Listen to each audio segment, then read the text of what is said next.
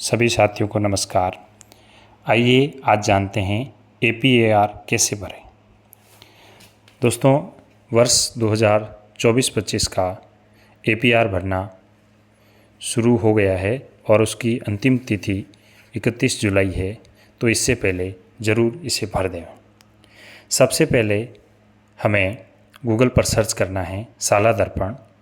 इसके बाद हमारे सामने ये विंडो ओपन होगी जिसमें हमें दो ऑप्शन मिलेंगे, स्कूल या ऑफिस लॉगिन और दूसरा स्टाफ लॉगिन, जो हम अच्छे से जानते हैं। स्टाफ लॉगिन पे क्लिक करना है। जैसे ही हम स्टाफ लॉगिन पे क्लिक करेंगे हमारे सामने ये विंडो ओपन होगी।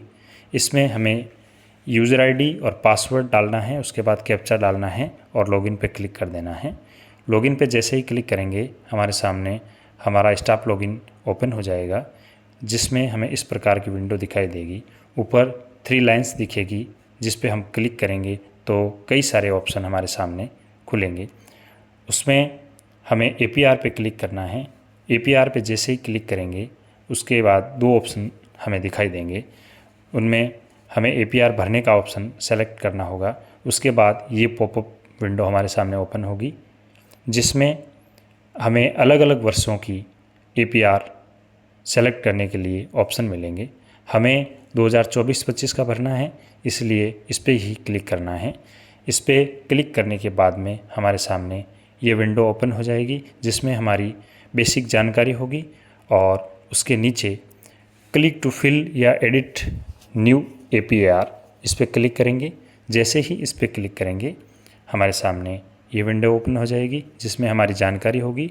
उसके बाद हमें 4 ऑप्शन मिलेंगे। पहला है मंत्रालयिक और अन्य अधीनस्थ कार्मिक के लिए। अगर इस पे आप ये इनमें से हैं तो हमें इस पे टिक करना है। अगर आप तृतीय श्रेणी द्वितीय श्रेणी श्रृंखला के शैक्षिक कार्मिक हैं तो दूसरे नंबर पर क्लिक करना है। अगर आप व्याख्याता या प्रधानाध्यापक या प्रधानाचार्य है तो तीसरे ऑप्शन पे टिक मार्क करना है। या कार्यालय में कार्यरत शैक्षिक कार्मिक है तो चौथे ऑप्शन पे क्लिक करना।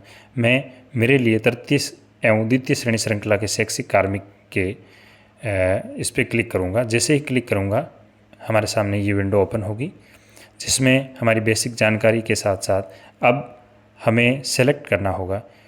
अब यह ध्यान रखना है कि अगर आप शैक्षिक कार्मिक है तो आपके प्रतिवेदन की जो दिनांक होगी वो 1 जुलाई 2024 से लेकर के 30 जून 2025 तक होगी। ये शैक्षिक स्टाफ के लिए है।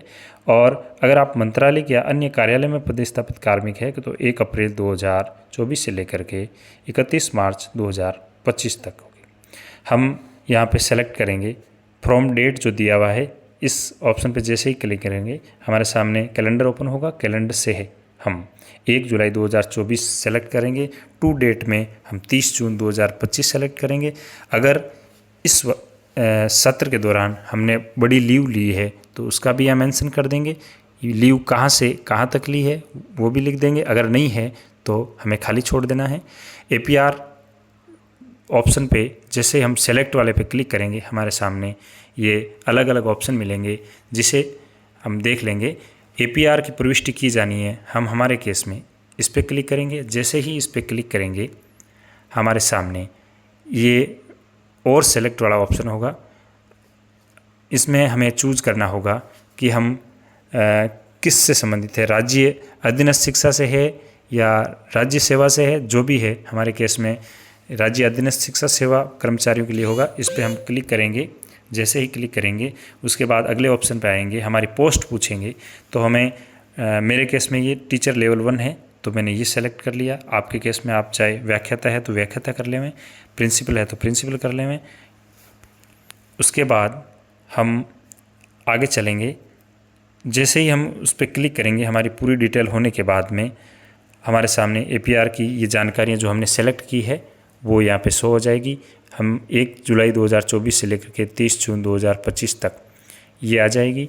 उसके बाद लीव हमारे कोई है नहीं और APAR के कॉलम में APAR की प्रविष्टि की जानी है, ये हमने सेलेक्ट किया।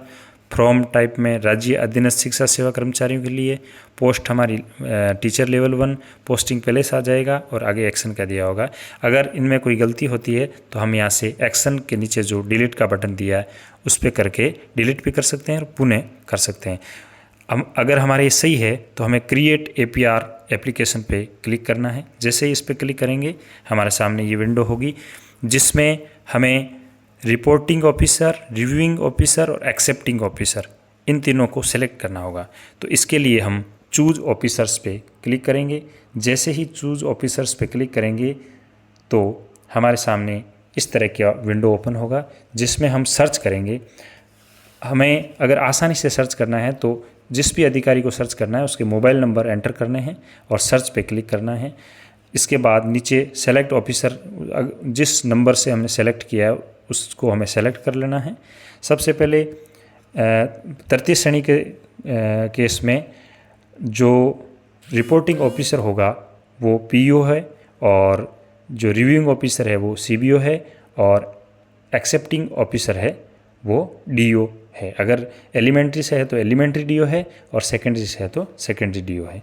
उसके बाद सेलेक्ट करने के बाद में हम तीनों रिपोर्टिंग ऑफिसर, रिव्यूइंग ऑफिसर और एक्सेप्टिंग ऑफिसर तीनों सेलेक्ट करने के बाद में हमारे अलग अलग हम टिक मार्क कर लेंगे। पहले हमने जैसे रिपोर्टिंग ऑफिसर किया तो इस पर टिक मार्क करेंगे और सेव रिपोर्टिंग पे क्लिक करेंगे तो रिपोर्टिंग ऑफिसर सेव्ड सक्सेसफुली हो जाएगा। उसके बाद हमें देख लेना है कि हमारे तीनों अधिकारी सही से सेलेक्ट हुए हैं या नहीं। इसमें आप देख लें निदेशक का जो आदेश है इसी के अनुसार हमें सेलेक्ट करना है। अगर राजकीय माध्यमिक और उच्च माध्यमिक विद्यालय में कार्यरत L1 और L2 है तो उसके जो प्रतिवेदक अधिकारी वो संस्था प्रधान होंगे और समीक्षक अधिकारी मुख्य ब्लॉक शिक्षा अधिकारी होंगे, स्वीकारकर्ता अधिकारी जिला शिक्षा अधिकारी होंगे। अगर राजकीय प्राथमिक और उच्च प्राथमिक यानी एलिमेंट्री के अगर कोई L1 और L2 के टीचर हैं तो उसके रिपोर्टिंग ऑफिसर है वो बदेन पंचायत प्रारंभिक शिक्षा अधिकारी होंगे और रिव्यूइंग ऑफिसर है वो मुख्य ब्लॉक शिक्षा अधिकारी होंगे और एक्सेप्टिंग ऑफिसर है वो जिला शिक्षा अधिकारी मुख्यालय प्रारंभिक होंगे। ये हमें मिलान कर लेना है। उसके बाद हमारा जो मेन ओपन हो जाएगी विंडो उसमें हमें ये जानकारियाँ डाल देनी है। जैसे नामांकन, हमारा लक्ष्य क्या है, अगर 100% है तो 100%, वास्तविक उपलब्धि अगर आपने 100% कर लिए तो 100% भरना है और उपलब्धि में कमी का अगर कारण रह गया है तो यहाँ कारण मेंशन कर देना है, अगर नहीं है तो नील लिख देना है। इसी तरह नामांकन, ठहराव, चाइल्ड ट्रैकिंग, प्रगति, जन सहभागिता, विद्यालय विकास में योगदान, राज्य सरकार की योजना में योगदान, इन सब का निर्धारित लक्ष्य, वास्तविक उपलब्धियाँ और अगर कोई कमी में कारण रहा है तो वो भी यहाँ मेंशन कर देना है। ये सेव एज ड्राफ्ट हो जाएगी। उसके बाद हमारा परीक्षा परिणाम भी हमें सेव करना है। अगर कोई प्राइमरी विद्यालय में है तो 5वीं का करना है और मिडिल का है तो 5वीं और 8वीं दोनों का करना है और 12वीं स्कूल है तो 5वीं 8वीं जो भी लागू हो अपना उसका रिजल्ट हमें यहाँ कक्षा सेलेक्ट करनी है, विषय सेलेक्ट करना है, कुल विद्यार्थी कितने हैं, उत्तीर्ण कितने हो गए और 60% और इससे अधिक अंक प्राप्त करने वाले कितने, उत्तीर्ण प्रतिशत ऑटोमेटिक आ जाएगा। इसे सेव कर लेना है। अलग अलग क्लास का भरना है तो आगे और विंडो खुलती जाएगी। अन्य शैक्षणिक उपलब्धियों का उल्लेख, इसमें हमारे कोई विशेष कार्य हैं तो उसका उल्लेख कर देना है और वर्ष के दौरान प्राप्त प्रशिक्षण का विवरण अगर है तो यहाँ भर देना है। उसके बाद प्रतिवेदित अधिकारी द्वारा किए गए विशेष कार्यों का संक्षिप्त, हमारे जो अधिकारियों द्वारा निरीक्षण किया गया उसमें अगर कोई अच्छी बातें लिखी गई है तो उसका भी यहाँ मेंशन कर देना है। उसके बाद हमें ध्यान रखना है, पहले फिनिश और लॉक नहीं करके पहले सबमिट करना है। सबमिट करने के बाद में इसे फिनिश और लॉक कर देना है। उसके बाद ये हमारा APR का कार्य पूर्ण हो जाएगा। धन्यवाद।